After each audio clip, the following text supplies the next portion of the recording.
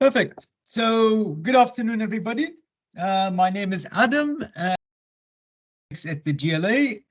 And this lunchtime presentation, I want to go over some of the findings from our latest State of London report. As some of you might know or might be aware, City Intelligence Unit produces a publication known as the State of London and has been doing so the past couple of years. It's produced twice a year, once in the summer, once in the winter. And the idea is that this particular publication provides the most recent and up-to-date snapshot on all the information with regards to London's economic and social indicators. It tries to contextualize the state of London's economy and society, compares it in certain cases to realities and trends across other parts of the UK. And in some cases, we delve even deeper and try to look at realities for certain boroughs compared to others. And so without further ado, I'm going to share my slides with you. Assuming you can all see the slides. So in terms of the purpose, I'm going to start by presenting a profile of London's demographic, economic, and social trends. And then that would segue into some of the key challenges that the capital faces at the moment, based on the data that we've collected and based on the analysis we've done.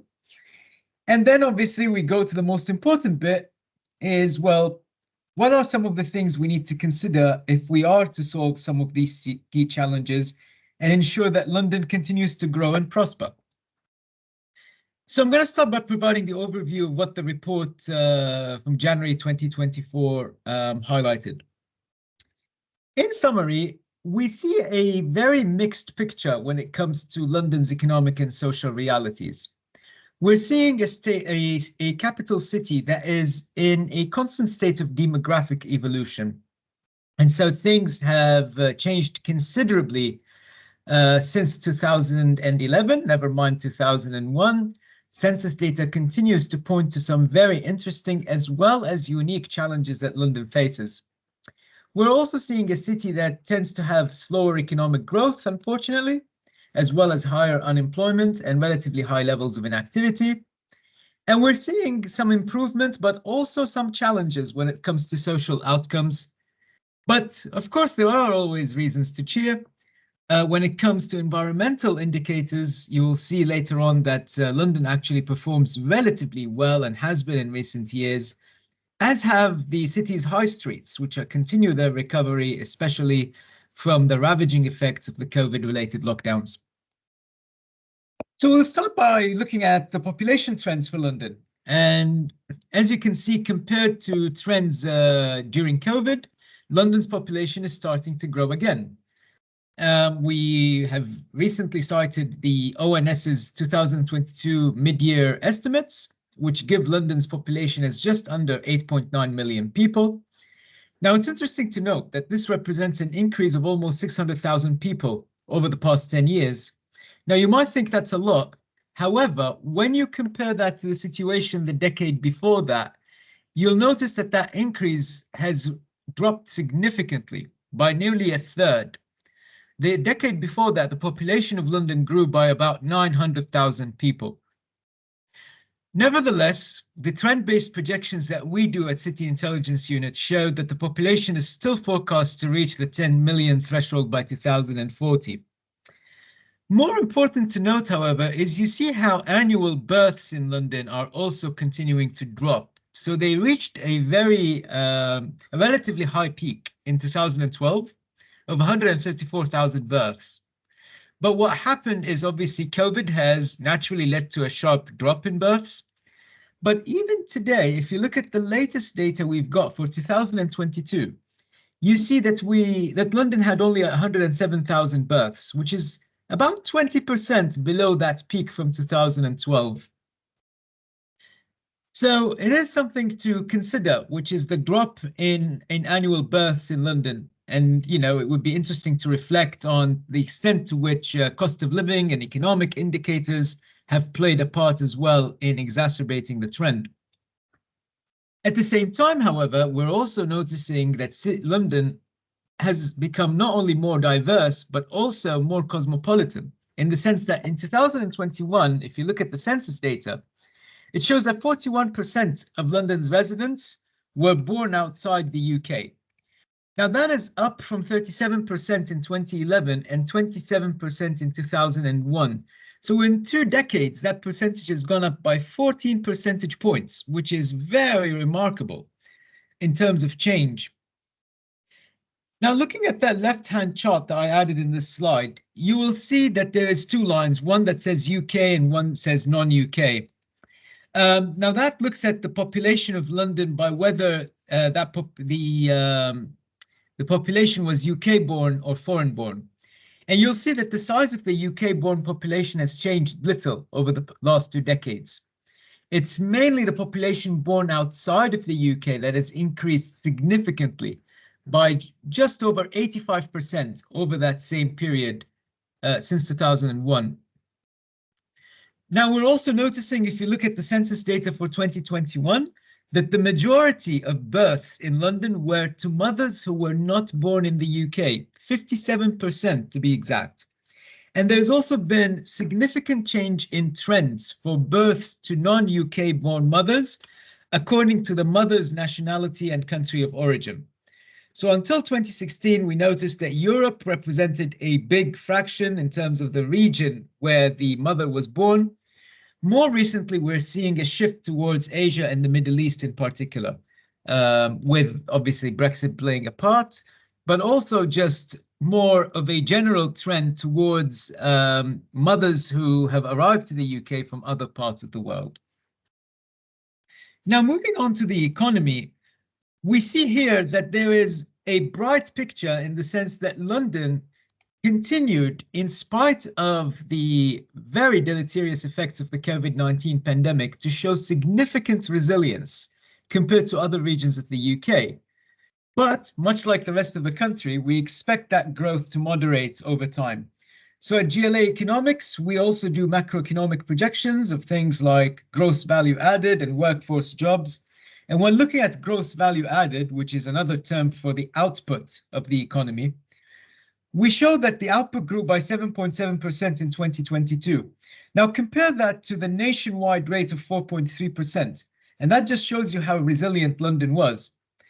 But because we're currently going through a considerable slowdown, just nationally, London is not going to be any different.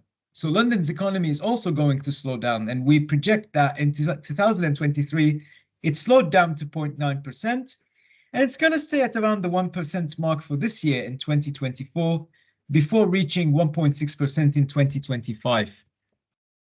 Now, one reason to cheer is the real pay data. So by real pay, we mean nominal pay that's adjusted for inflation. Now, as you remember, last year, inflation was relatively high. It reached the double-digit figures.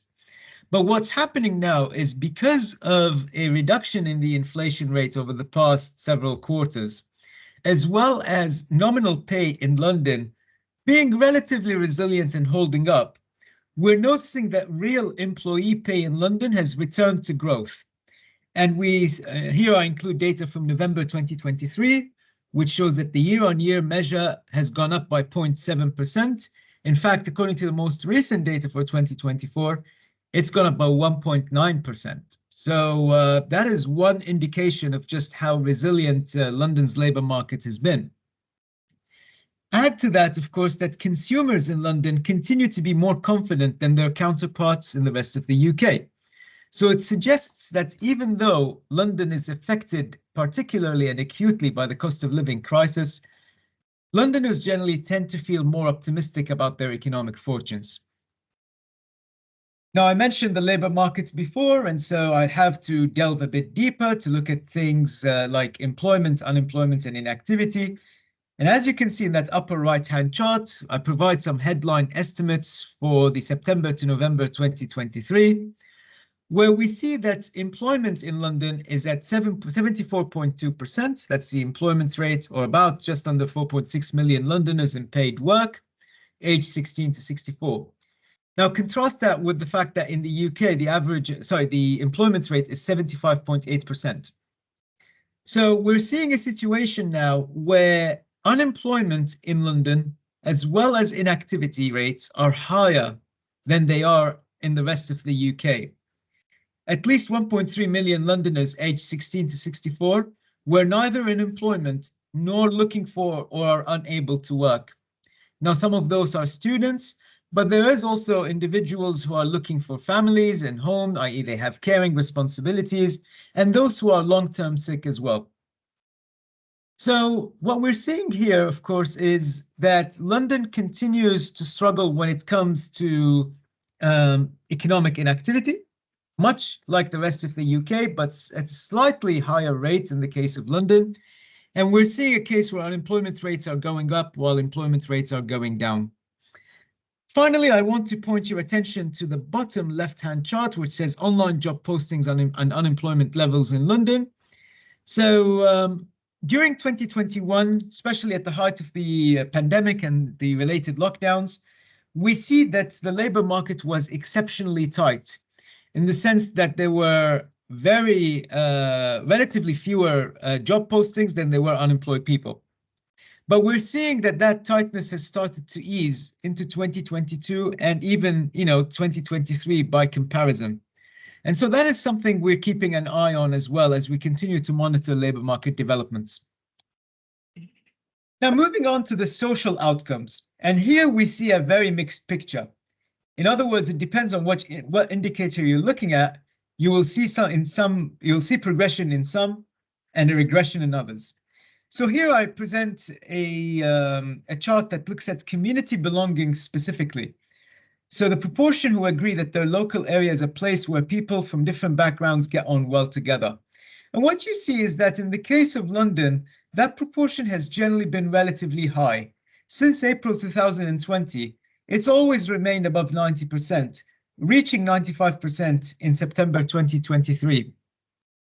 Now, it's also worth noting that in 2021-22, more than half of Londoners felt that they belonged very or fairly strongly to their immediate neighborhood. And this has been a significant increase since 2014 and 15, when the proportion was 7 percentage points lower than it was in 2021-22. Now, that being said, it's also worth noting that when it comes to feeling of belonging for their local neighborhood, Londoners actually feel less of a belonging to their local neighborhood than individuals in other parts of England overall. However, if you then ask the question of whether they feel a greater sense of belonging to London as a whole, i.e. the region they're in as a whole, Londoners tend to feel a greater sense of belonging to the greater region and the whole region than do people who live in other parts of England. So I find that contrast very interesting. It seems that Londoners tend to identify more with the whole than with the part or the piece or the specific borough of London that they belong to. Now, moving on to looking at just to what extent Londoners have been satisfied with the performance of the Metropolitan Police.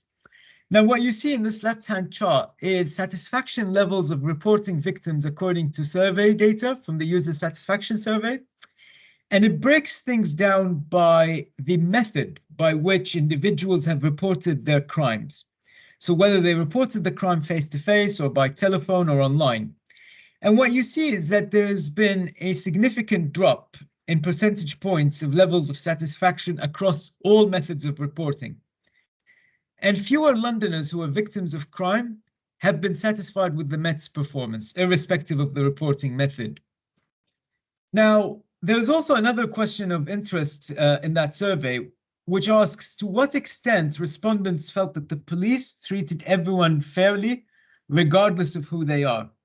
Now, overall, in 2020 and 21, there's been a significant decline from 77% to 67% of those who agreed with that sentiment. And 2023 data shows that there was a slight increase from 2022. It went up from 62% to 64%, but it's still much lower than it was in 2020 when it was 77%. More significantly than that, we see a variation in terms of the demographic background of the respondents. So if you look at things by ethnicity, for example, respondents who are of Black and mixed ethnicities were way less likely to agree with the sentiment than respondents from other ethnic groups. And if you go a step further and look at the difference by sexual orientation, you'll notice that the proportion of LGBTQ plus respondents who agreed with the sentiment was only 39%, which is so low when you consider that for non-LGBTQ people, that rises to just under 2/3. Now, going to environmental indicators, what we see here is something for us to be cheerful about. We're seeing that across different indicators, whether you look at nitrogen dioxide concentrations or concentrations of particulate matter, we're seeing a significant drop that predates the COVID-19 pandemic and its associated lockdowns. So this has been going on since the mid-2010s. Irrespective of whether you're looking at central London, inner, outer boroughs, roadside areas, urban areas, there's always been a reduction in concentration of pollutants. And so, as I mentioned, across all of London, for example, the particulate matter 10 levels have remained below the annual average legal limit, which is 40 micrograms per meter cubed for over 7 years. Now, just to reassure you, that trend holds across other environmental indicators. So, for example, if you look at annual greenhouse gas emissions, they have dropped by over 44% between 2000 and 2021. So that's a significant drop.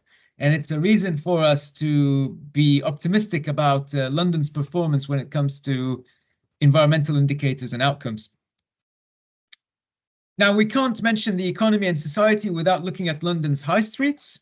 And of course, one thing to be both grateful of and to note is that high streets continue their economic recovery since the COVID-19 pandemic. And so footfall has consistently been higher, especially in the central activities zone or the CAZ, than in the non-CAZ areas. Now, as you can see in this chart, the mean daily visitor footfall in the CAZ tended to fluctuate more often over the past 2 to 3 years, whereas for the non-CAZ area, it's been relatively stable. Nevertheless, when you look at the CAZ specifically, there's been a near 10% increase in the mean daily visitor footfall.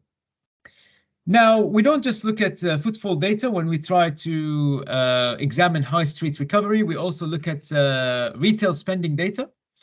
And in this case, if you look at data from MasterCard, it reveals that the weekend spend in the CAZ has in fact gone back to levels last seen in April 2019. So it's already gone back and exceeded levels before the pandemic in some respects. One thing I wanted to flag, however, is when we go beyond the high street and we just examine transportation infrastructure and the state of that in London in general, we see that although there are indicators that show positive signs of recovery in using public transport, there will remain some gaps, and there are gaps in demand, in service provision, performance against pre-pandemic norms, as well as accessibility levels across different boroughs, so by geography. And so these are things that we need to pay attention to if we are to address some of London's long-term economic challenges, which I'll come to later in this presentation. Finally, I wanted to point your attention as well to some data we collect on apprenticeship programs. So one thing to note is that there's been an uptick in the number of Londoners aged under 19 who started apprenticeship programs. Now, there's been a 4% increase from the previous year. And between 2014-15 and 2022-23, the number decreased by 50%. So this is why I keep alluding to the fact that there's a mixed picture. You know, year on year, we're seeing an increase. But when you look at trends compared to where they were several years ago, the uptake is still relatively low. And again, if you look at not just those aged under 19, but those who are aged 19 to 24, we see that there is an increase in the number of starts and completions. Nevertheless, the number of 19 to 24-year-olds who started an apprenticeship decreased over the period by nearly 6%. So it's a mixed picture, and apprenticeship uptakes in London compared to the rest of the UK remain relatively lower, and it's a challenge that we need to address if we are to plug some of the skills and labour market related shortages in particular sectors of the economy. Now, with me having summarized some of the key elements of the report, what can we surmise in terms of what the key challenges are? So I tend to summarize those into 4 different buckets, as you can see. The key one is obviously being income inequality and its partner in crime being poverty. There's also worrying community trends, which I'll allude to in a bit. There's, of course, the cost of living and affordability, as anyone who's living in London knows. And finally, we do have a challenge of inequities, not just on the economic level, but also when it comes to social outcomes related to health and well-being. Now, this slide is one that I always tend to present in most of my presentations because it illustrates and highlights just how stark income inequality in London is. Because there tends to be this stereotype that Londoners are rich, they're affluent, or they're doing well. Well, in fact, if you look at the typical income of a Londoner after excluding housing costs, you'll see that the incomes are only just slightly higher in London than they are elsewhere in the UK. So the difference is not that big. And what's worse is that the incomes for Londoners in the lowest decile of the income distribution are 30% below those at the lowest decile for the rest of the UK. And on the flip side, if you look at those in the highest decile, those in London have at least 30% more income than those who are at the highest decile for the rest of the UK. And the result of that you can see in the chart, which looks at something called the 90-10 ratio, which is basically the ratio of the income of those in the top to bottom decile after housing costs. And you see that those in the top decile in London earn nearly 10 times the income of those in the bottom decile. Now that compares to only 5 times for the rest of the UK. So income inequality is not only pervasive, but it's acute in London.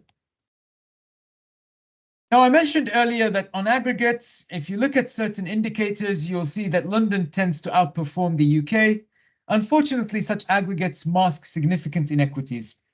One of the indicators we typically look at is healthy life expectancy at birth, which continues to show substantial inequality across London.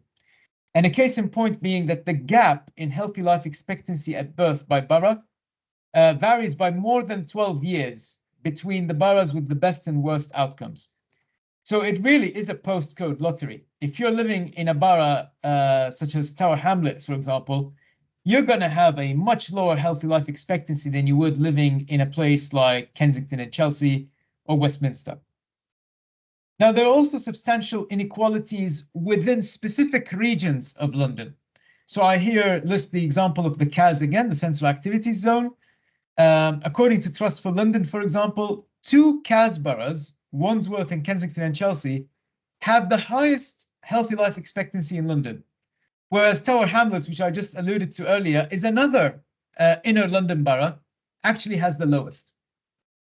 And what makes things worse, unfortunately, is that these inequities extend beyond geography. They cut across ethnic lines, gender lines, and even housing tenure. So we're noticing, for example, that people who rent housing tend to have higher prevalence rates of smoking than those who own.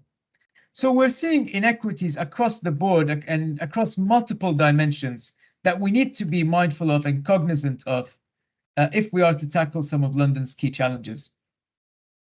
Now, some of you might know that City Intelligence Unit also collaborates with YouGov to do monthly polls looking at the impact of the cost of living crisis. And these are the results from the January 2024 poll, which show that just under 50%, in fact, 48% of Londoners are either financially struggling or just about managing. And here again, if you start breaking those figures down to look at the realities for certain demographics, the differences are absolutely stark.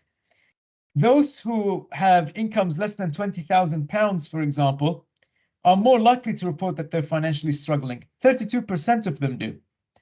28% of social renters, 26% of Londoners with disabilities, and 20% of those not in employment report that they are not just managing, they're financially struggling. So these are significant percentages of people across a city that has nearly 9 million people who are financially struggling, never mind trying to just, barely make ends meet. Now, I also like this chart because it highlights housing affordability in particular and some of the challenges it poses. And what you see in this chart is that nearly 40% of renters think that they will struggle to pay their housing costs, whether they rent, whether they own, over the next 6 months. And of course, renters are most concerned about their energy bills. And although energy bills have gone down from their peaks last year, they still remain much higher than they were before the rapid increase in inflation, which started in around mid 2021. So it's very, very important to keep that in mind as well. I mentioned earlier that poverty is inequality's partner in crime. And so here we look at persistent poverty in London in particular from 2027 to 2021. And it's been more prevalent in London than the UK even before the COVID-19 pandemic.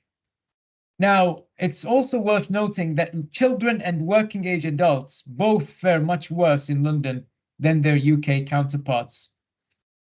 Now, as part of the report, we also look at indices of something called material deprivation for both children and pensioners. And what those indices show is that children and pensioners in inner London boroughs are more deprived than those who live in outer London ones. But both are even more deprived than those that live in other parts of the UK. So what I wanted to highlight in terms of challenges is just the extent to which, even though there are cases and certain indicators which show that London collectively performs well, once you go under the surface, you see that the inequities, not just when it comes to income, but also when it comes to social outcomes, cut really deep. And that leads us to the £64,000 question. Well, what can we do about it? How can we drive future growth and prosperity in London? So I'll be misleading you if I said I have the magic bullet. There is no silver or magic bullet to solve any of this. Never mind solve it relatively quickly. But I chose to summarize 3 key elements that any solution to these problems would have to incorporate. The first one being boosting macroeconomic productivity. The second one being obviously reducing income inequality. And the third one is to improve housing and transport affordability. Now, boosting productivity is a necessary, but in itself not sufficient condition to drive future economic growth and job creation. Now, for those of you who don't know what productivity is, simply put, productivity is how much output can we generate per hour worked. So, for example, if I can produce 2 pencils in an hour, my productivity would be measured as 2 pencils per hour. And so there's 2 ways you tend to measure productivity. One, you look at the amount of output you generate per hour worked, or you can also measure it per the number of jobs filled in the economy. Either way, since 2008, London's productivity has been relatively feeble. Its growth has not been stellar by any means. And although London remains more productive than the rest of the UK, it's now significantly falling behind in terms of its growth compared to other regions of the UK, never mind other global cities like Paris, New York, and even cities like Stockholm. And so what can we do to boost productivity? Well, there are certain things we can do, and I highlight 4 examples here. The first one would be to increase public and private spending on research and development, or R&D, where London and the UK continue to lag most of the other G7 jurisdictions. Increasing investment in infrastructure, and I don't mean just rail, I mean transportation infrastructure. I mean things such as hospitals, civil infrastructure, schools, all that plays a big part. Promoting innovation in London. London remains the hub of innovation clustering for the rest of the UK.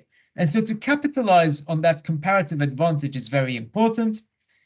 And of course, looking at data on the business demographics of London, you'll notice that there is significant underinvestment in business and capital formation. And that's not just for London, but the rest of the UK, but it's definitely affected London significantly. And so if we are to boost productivity, we need to encourage business and capital formation build-up once again. I also want to highlight something quite important that the economics literature has recently pointed out, which is that a more equal income distribution can actually lead to greater economic growth.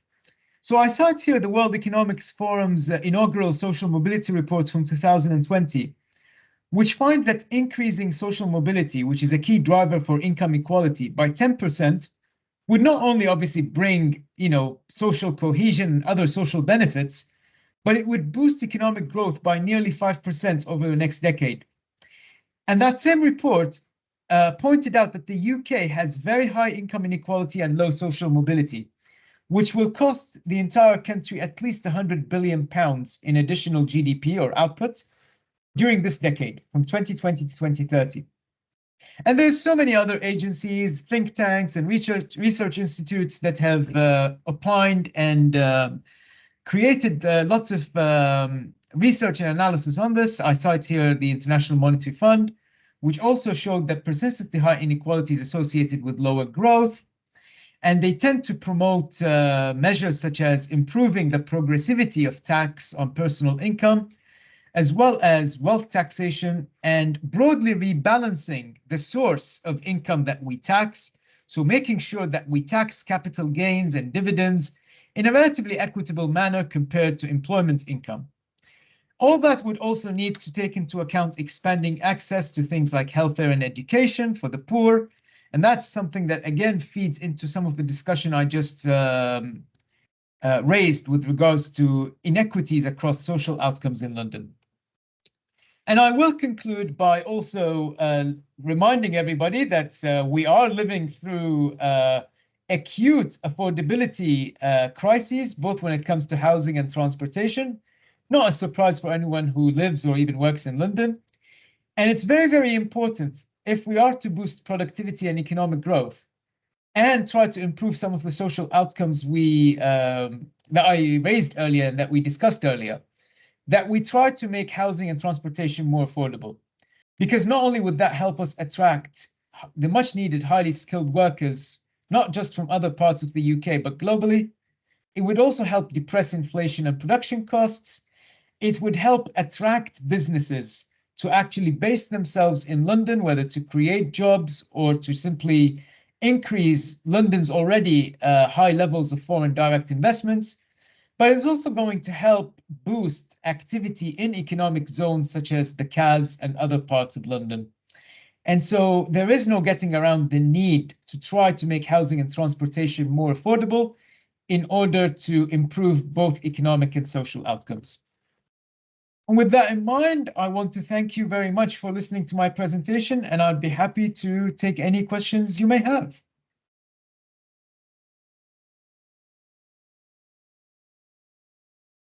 Let me just go to the chat and see if there are any questions. I'll start with Scott, who says, Figure 1 is extremely difficult to read. I'm not sure if you meant it in a rhetorical sense or just a literal sense that it's difficult, but I would be happy to talk to you or send you an email later to explain the figure in more detail. Sangeeta asks, will the slide be available? Yes, I will share those slides. So don't worry about that. Deborah asks, is MasterCard's data on spending adjusted for inflation? We do, yes, there is data that is adjusted for inflation. So it's a good question. I should have actually flagged that. So, but we also have nominal data if you want that for any reason or anything that you're working on. Melissa asks a very good question. Says, are there other comparables with other world cities? So if you go to the State of London report, early on it's the second chapter after the introduction, we introduce a new section called London compared to other cities. And so we compare London to New York, to Paris, and to Tokyo. So it combines data from different sources, whether it's statistical agencies in those countries, as well as London and partners. So I recommend you look at that. And if you have any questions, I'd be more than happy to discuss them with you afterwards. Thank you, Alice. Says really interesting. Thank you. Appreciate your kind words. And same with Aisha and Sangeeta, as well as Lauren and Tim. Andrew says, interesting point earlier on lack of public transport provision. Was strike action a factor in this, or is it other things? So it's a very, very good question. It goes beyond the strike action. So if you go to TfL's website, there is data that looks at something called public transport accessibility levels, or PTALs. And the data goes even before the strike action that we've been seeing recently. And you'll see that there's always been a significant difference between outer and inner boroughs. Now, you could say, of course, people in outer boroughs tend to use private means of transportation more often than people who live in inner boroughs, and that's true. But even if you control for this, the difference is so big that it can only be explained, as someone from TfL admitted to me, by the fact that there's just not been enough investment in transportation infrastructure in general, especially public transportation in outer London boroughs. So it's something for TfL to bear in mind and for planners in planning and regen to consider as well. Mike says, I hope it warms up where you are. Well, you know, it is purple, it is mountainous, and I know many people in the GLA wish they were where I am. So thank you for that, though. Lorraine says, really interesting. Is it possible to have further breakdown by gender, ethnicity, for example? I'd be interested in if you can perhaps jump in and say for which specific indicator. Yeah, hi Adam. I can't remember which slide I was looking at now, but it's yeah, no, I'll have once I have a look at the slides, I might get back in touch and say which one. Please, yes, yeah, feel free to get in touch and let me know if because for some indicators, obviously we can have breakdowns by gender or by ethnicity or even by geography. Unfortunately, for others, it becomes very difficult, and so it's worth just you know, having a chat later and seeing if there is data on whatever indicator you're interested in.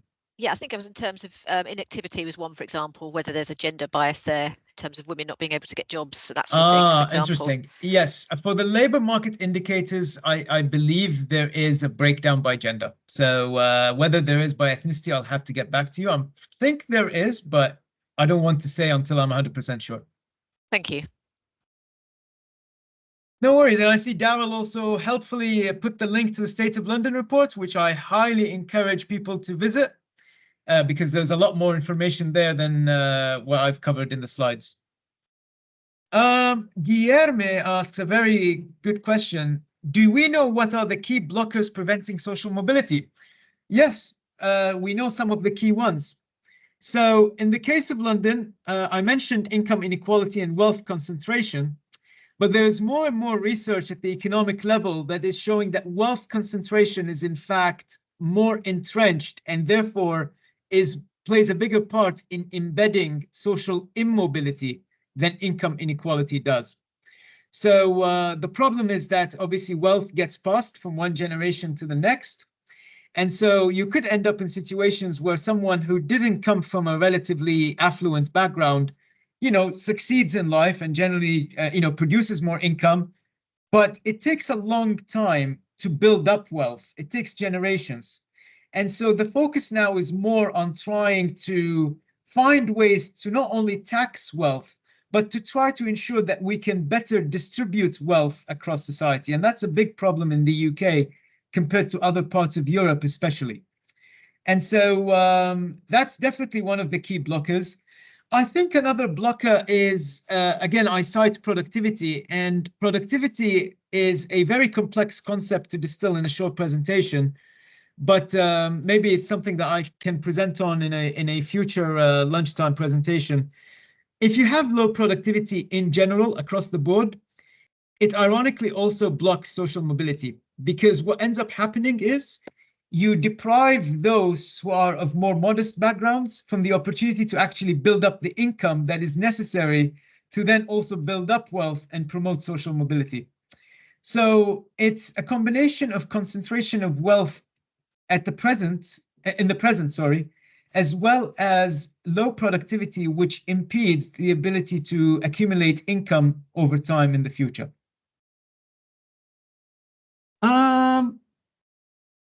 I have a question from Hermela.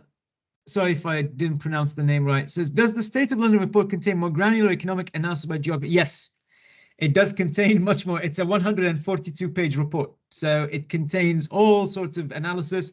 It basically presents all the data that is available. And so I can't thank my colleagues from City Intelligence enough for going through what is really, really difficult work. I mean, people have obviously understand that, a 140-page report is relatively hard to do, but there's a lot of work over several weeks and months that goes into, developing this evidence base. So I can't thank my team enough for all the work that they've done on this.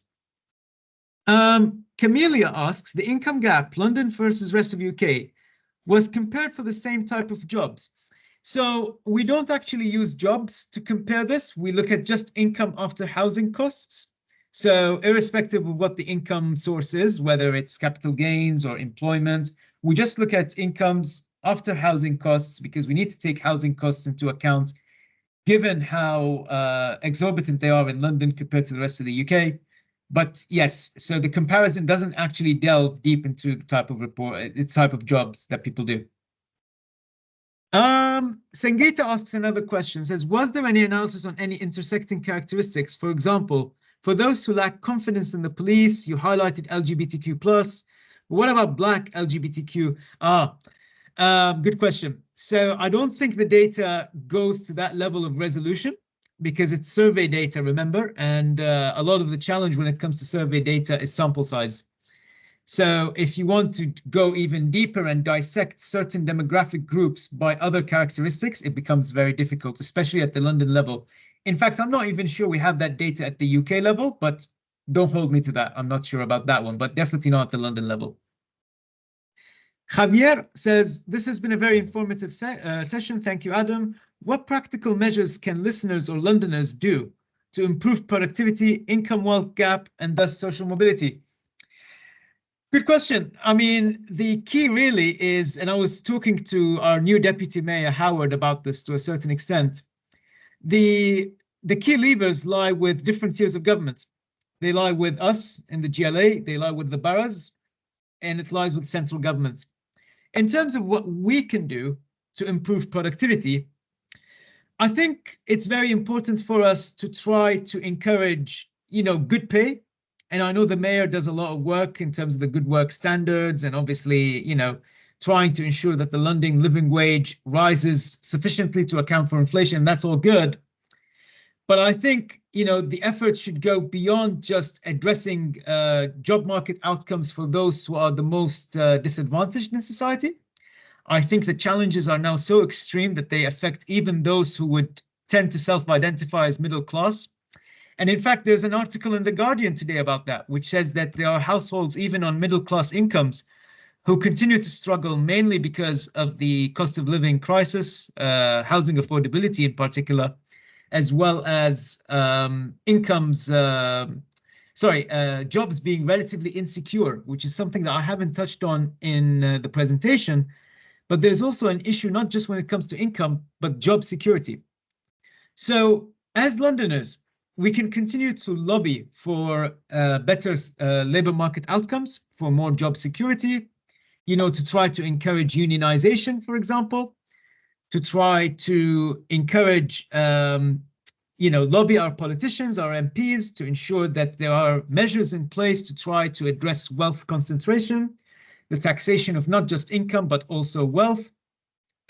And of course, last but not least, we need to also encourage better access to health and education.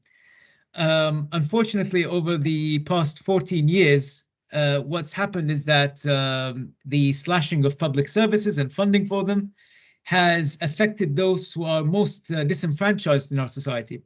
And that needs to be reversed, because that's just going to perpetuate the immobility we have at the social level, which is now so stark that even the World Economic Forum says that we're doing much worse than other countries across the world, never mind, developed economies like ours.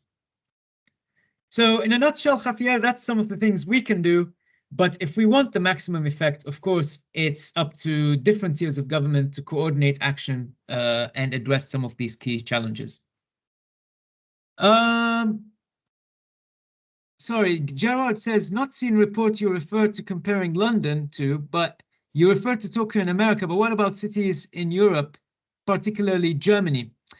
Yeah, so I'm not sure if your question is referring to that section in the report where I compared us to New York, Paris, and Tokyo.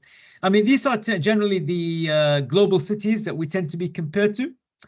But there's lots of work I've done comparing London's productivity, for example, to cities like Brussels, like Stockholm. And in fact, I also encourage you to go to Center for Cities.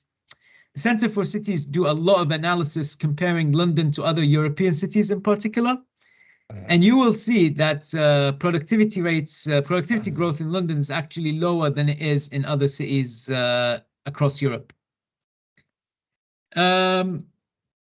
Kate posts, thank you for the presentation.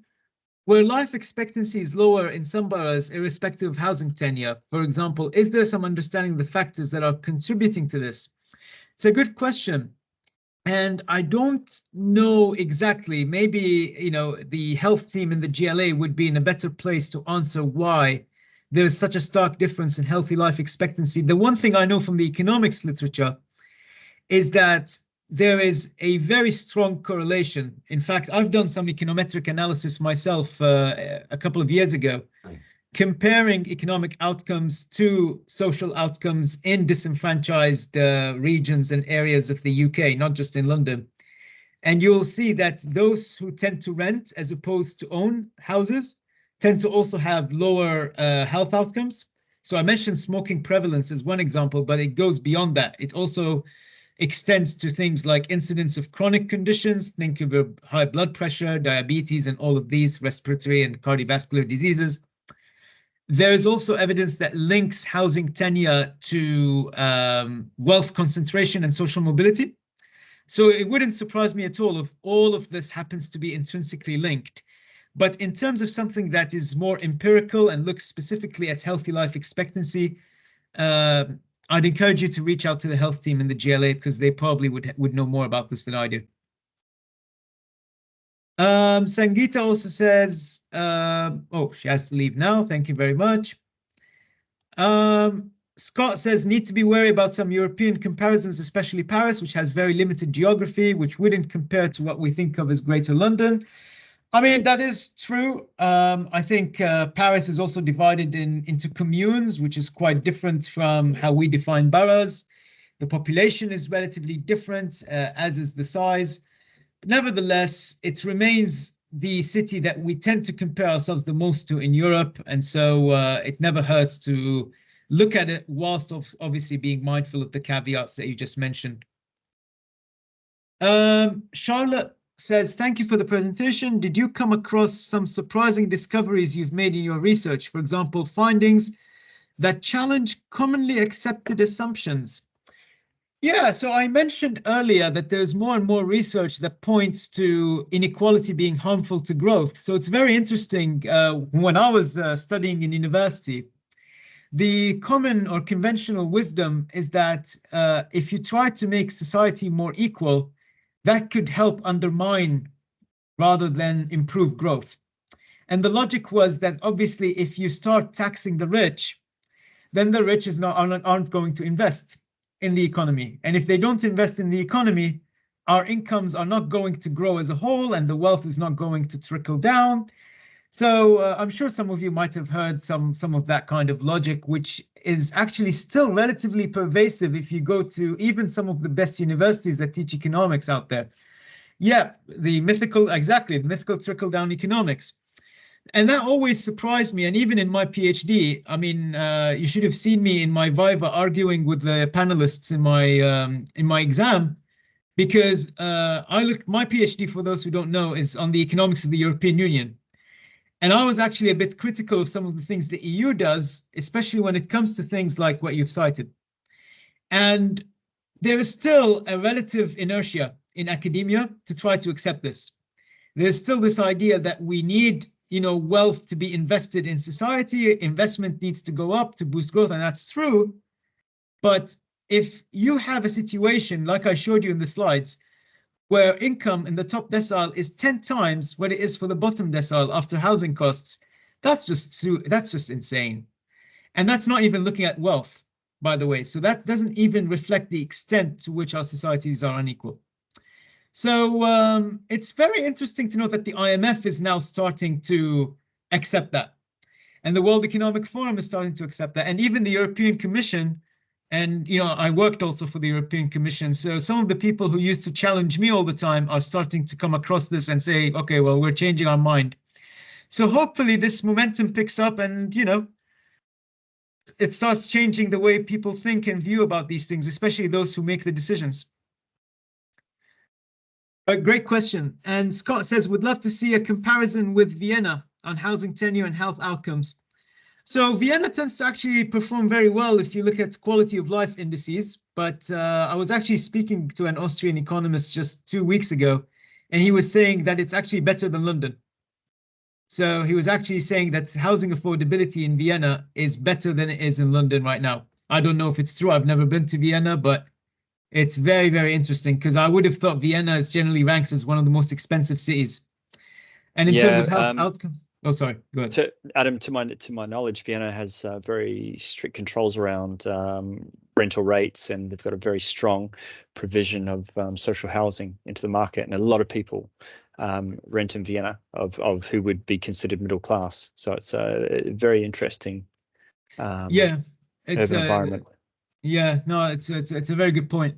But definitely now you've given me something to do in my free time. So something for me to investigate.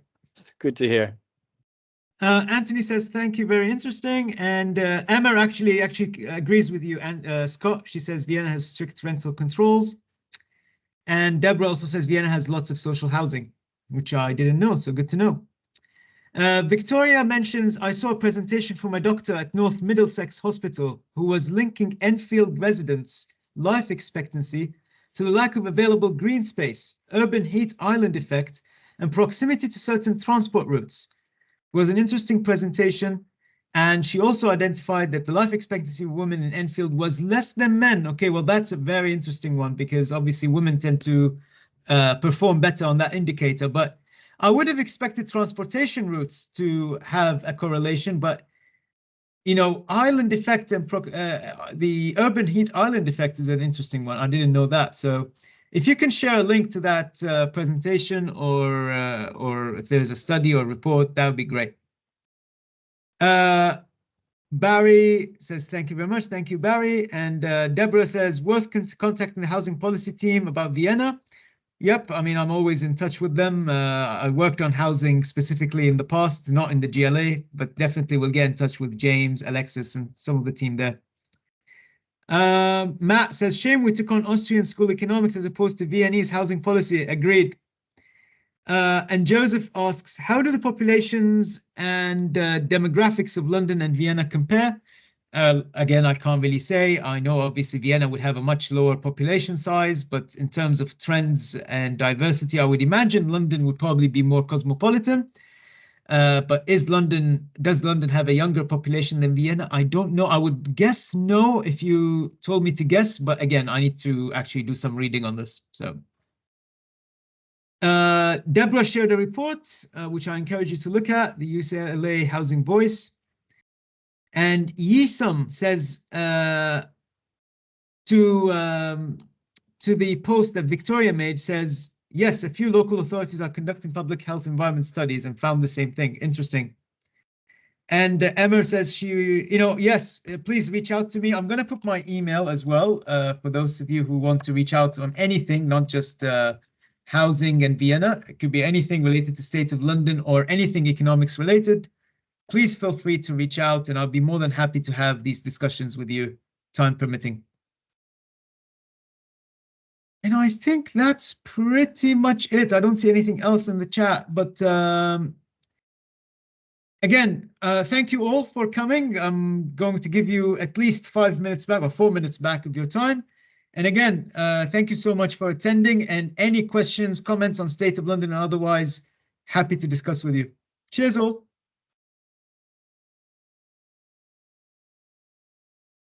Thank you. Thank you. Goodbye.